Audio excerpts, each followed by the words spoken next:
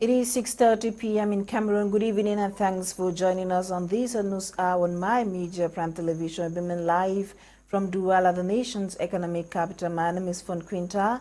The news starts now, January 18, 1996 to January 18, 2022. It is 26 years since the adoption of the Constitution of the Republic of Cameroon. The government can boast of the establishment of several institutions, including the Senate, the Regional Council, and of course the Constitutional Council. 26 years after, Joingon revisits the adoption of the Constitution of the Republic of Cameroon. Her report. January 18, 1996, the Republic of Cameroon adopted a new baby, the promulgation of Law Number 96/06 of January 18, 1996, revising the Constitution of June 2, 1972, a constitution which seemed to demonstrate the will of the Paul Biya regime to continue the process of liberalization of Cameroonian political life initiated in the early 90s. The 1996 Constitution made Cameroon a decentralized unitary system, unlike the third or the 72 Constitution. Two, the 1996 Constitution ushered in basic freedoms and liberties of Cameroon: political freedoms, economic freedoms, social freedoms, and cultural freedoms. Three, the 1996 Constitution created democratic institutions aimed at making democracy strong, reinforcing democracy. And among those institutions that were created were the Constitutional Council, the Senate.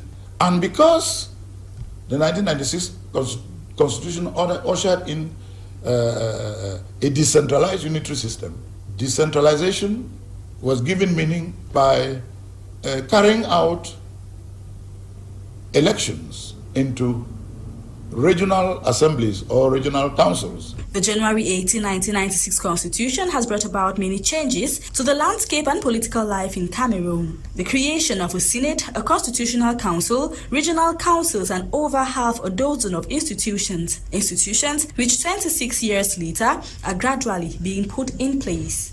The 1996 Constitution had, in what looked like a hidden clause, the creation of a special status for some regions. And in the last national dialogue, it occurred to everybody that the northwest and southwest regions were suited to be made special regions.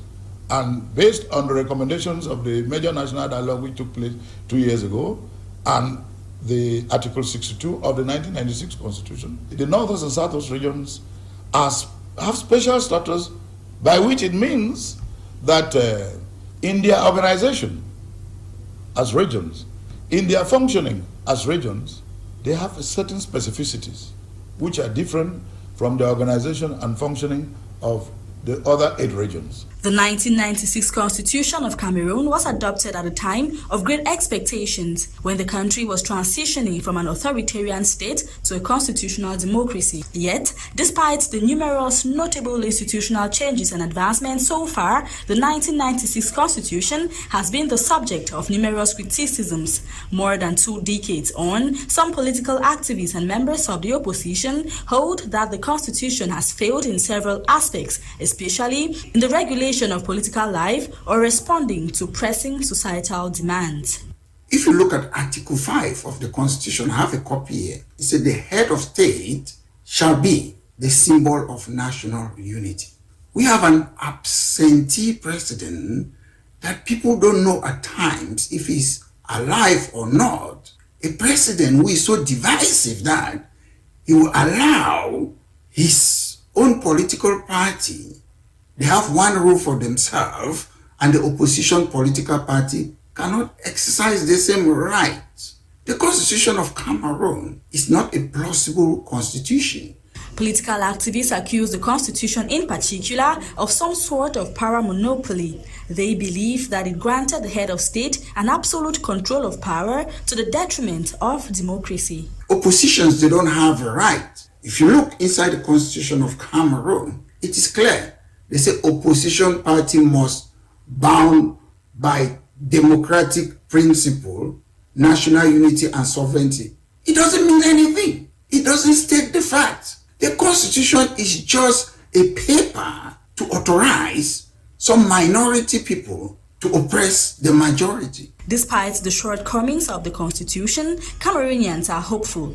With time, its provisions will be fully accomplished. It is often said there is no perfect system of governance.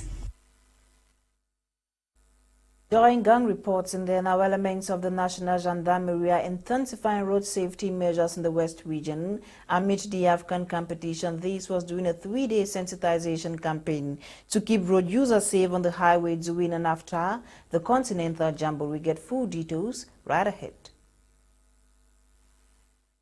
As African competition reaches fever pitch, elements of the National Gendarmerie are responding to the football spirit by intensifying road safety measures.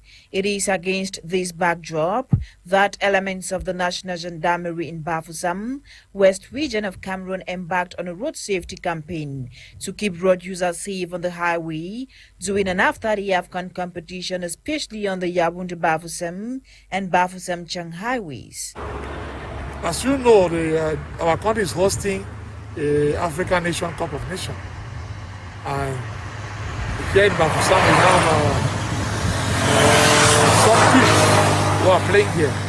Now we have to guarantee, to be sure, to ensure the fact that people will be traveling safety from Yaoundé to Bafoussam, from Douala and from the neighboring villages to Bafoussam. So we are here to deter those who usually are not respecting the main rules of the road, of the traffic. At the time the country is battling with COVID-19 pandemic, Lieutenant Colonel Shah Boom and his boys studied wise to sensitize road users on the need to respect all COVID-19 barrier measures. Here first, to sensitize people for COVID and to ensure that people are respecting speed limitation. Then now there are other intellectual facts that can be found during the traffic, but we are insisting, we are laying the emphasis on speed limitation, and we are sensitizing people as far as COVID is concerned. For 3 days, all road users had to go through routine checks, with passengers and drivers urged to respect all highway codes, as prevention, they say, is better than cure. 51 years after the death of nationalist Ewane, who was executed on January 15, 1971 in Bafoussam, in respect of the great statesman, the commemoration of his death took place recently in the West region of Cameroon. Katrina Kongwe completes the story.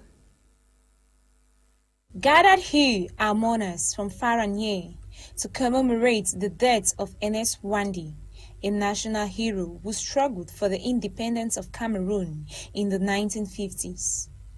Ewane, one of those who resisted the government of President Amadou Ahidjo after Cameroon became independent in 1960, was captured in 1970, tried, condemned to death, and was publicly executed in Bafoussam on the 5th of January 1971.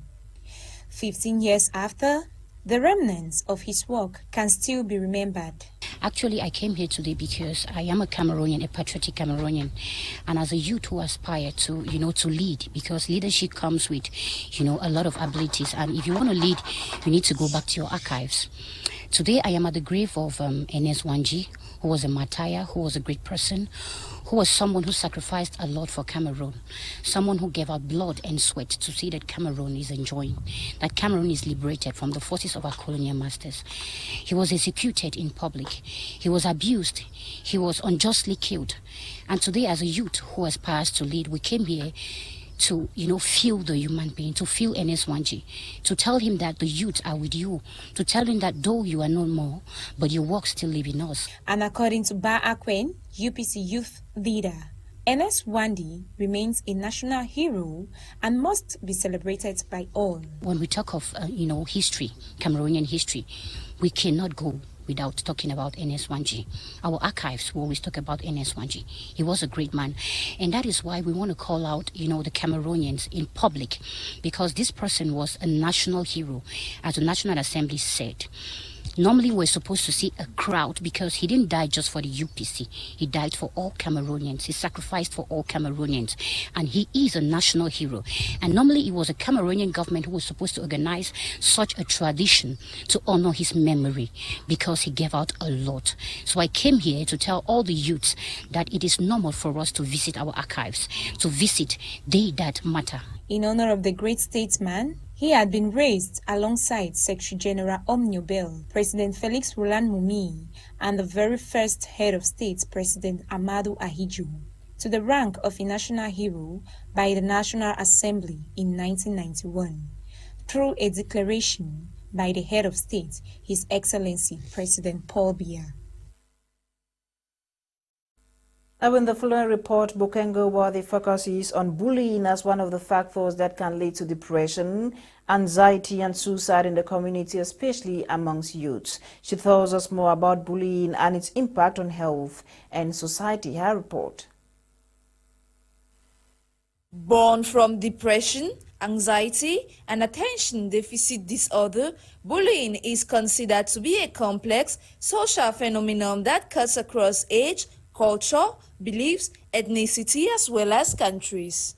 Bullying is the repeated aggressive behavior where one person in position of power deliberately intimidates another person with the intention of physically or emotionally hurting that person. According to James mental health advocates, envy, low self-esteem, loneliness, unhealthy environment are some triggers for bullying. The bullier, as I would like to call it, is being bullied himself, be it at home, in his neighborhood, or by his own siblings or step-siblings. Another aspect of bullying could be the fact that the bullier feels lonely, and in order to get the attention or to seek the attention of others, he will tend to bully the person. You get at times when a bullier tells you he bullied you in order to be your friend, which is a very funny aspect.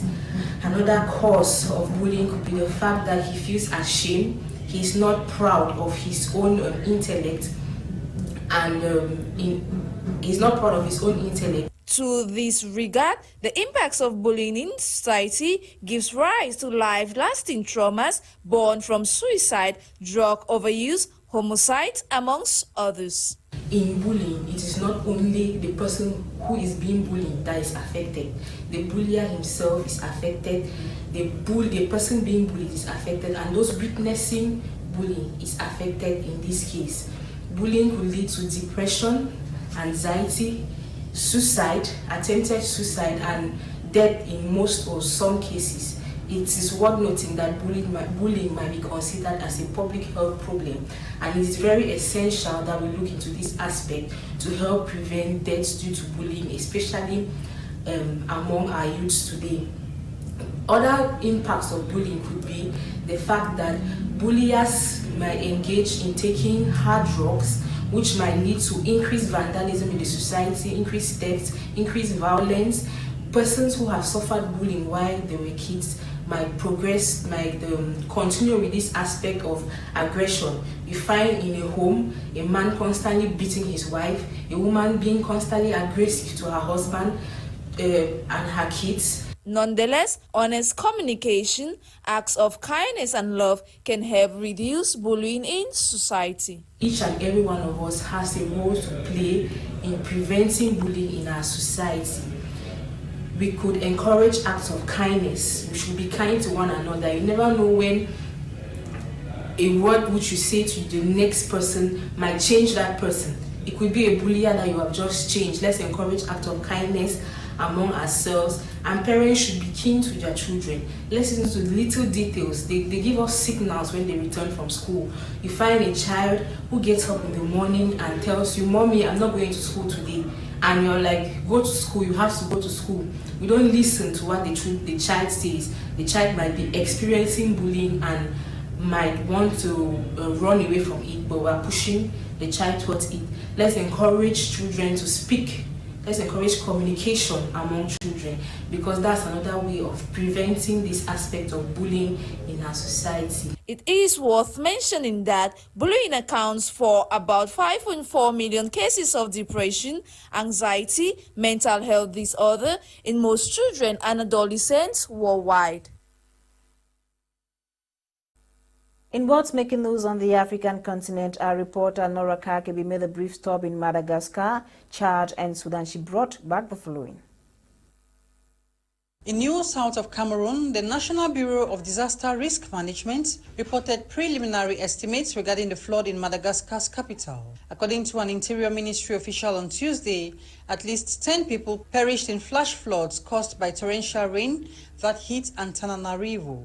The victims were killed after the floods caused landslides and houses brought to ruins. Following the preliminary estimates given by the National Bureau of Disaster Risk Management, the storm has injured 2 persons and displaced more than 500 people. It should be noted that Madagascar is suffering from a national disaster instigated by global warming, which has caused some 1.3 million people to go hungry due to droughts that struck the African island. And in Chad, the military-led government recently decreed an amnesty for over 300 rebels and political dissidents, meeting a key demand by opposition groups invited to join a forum on the troubled country's future.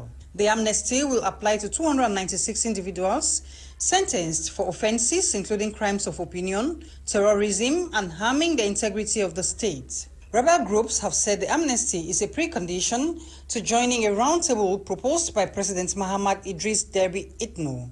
The release of detainees would facilitate the participation in an inclusive national dialogue. Chad, whose military is considered to be the best in the Sahel, is a key country in France's anti-jihadist campaign in the region. Meanwhile, in Sudan, the civilian anti-coup mobilization might be taking a new turn, responding to the Forces for Freedom and Change. An influential bloc called for 2 days of civil disobedience by barricading the streets of Sudan. Sudanese shut at shops and barricaded streets with burning tires and rocks, staging angry rallies to protest against one of the bloodiest days since a coup derailed the country's democratic transition. It should be recalled that the military power grab derailed a fragile transition to civilian rule following the April 2019 ouster of autocrat Omar al-Bashir. More news out of Cameroon and the African continent as a whole with staff lady Nolinga.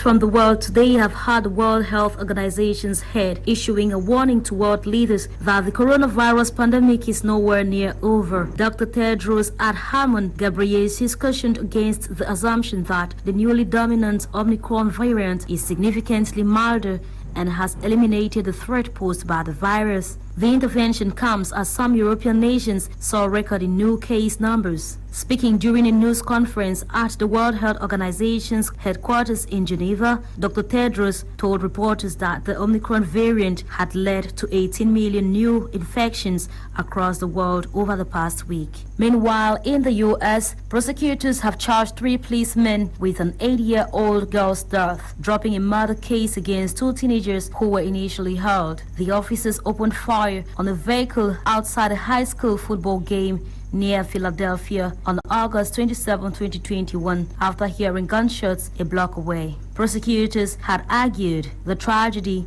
was caused by 2 teens who fired at each other mere moments beforehand. The district attorney filed first-degree murder charges against the 2 young men in November. Still in the U.S., the congressional panel investigating last year's U.S. Capitol riots have issued a subpoena to former President Donald Trump's personal lawyer, Rudy Giuliani. The House of Representatives Committee demanded Mr. Giuliani and 3 others hand over documents and seats for the position on February 8th. It should be, however, recalled that it was Mr. Giuliani who had traveled to the U.S. after the 2020 election to promote the baseless claim that Mr. Trump had won the vote. Plus, the riots on 6th January 2021 was talked by falsehoods about mass voters fraud. And finally, a man has been charged with murder after a child was found dead in a barrel in an Australian bushland. The victim is believed to be a 9-year-old girl who went missing last week from a property in the Blue Mountains near Sydney. Ewane is the acting commissioner of the North Sydney Western Police County. Last night,